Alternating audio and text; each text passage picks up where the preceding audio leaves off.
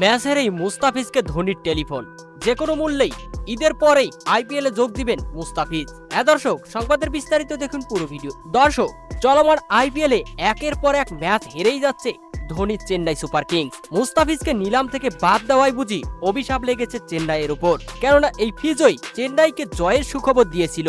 গত আইপিএল এর আসরে দলের হয়ে পার্পল ক্যাপও জিতেছেন একাধিকবার, কিন্তু বিসিবির ভুলের কারণে দেশে আসায় আইপিএল তাকে শাস্তি হিসেবে নিলামে দলই নেয়নি।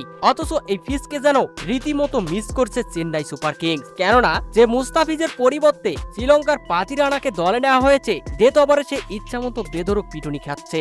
রাজস্থান রয়্যালসের সাথে বোলিং ব্যর্থতার কারণেই হেরে যায় ধোনির চেন্নাই। চেন্নাইয়ের বোলারদের বেধড়ক পিটুনি দিয়ে রাজস্থান নির্ধারিত 20 ওভারে 182 রানের টার্গেট দেয়, কিন্তু চেন্নাই শেষ পর্যন্ত এই ম্যাচটাও হেরে যায় রাজস্থানের কাছে। আর ম্যাচ হেরেই রীতিমতো যেন আকাশ ভেঙে পড়ে ধোনির উপর। তাই তো ম্যাচ শেষেই সরাসরি মাঠ থেকেই মুস্তাফিজকে টেলিফোন করেন ধোনি, বলেন ঈদের পরেই মুস্তাফিজকে দলে চাই। ফিজের এনওসির ব্যাপারে কথা বলবে চেন্নাই টিম ম্যানেজমেন্ট। মুস্তাফিজ একটা সোনার টুকরা, তাকে ছাড়া কি ম্যাচ জেতা যায়? তো দর্শক, আপনারাও কি ধোনির সাথে একমত? কমেন্ট করে জানিয়ে দিন আপনাদের মতামত।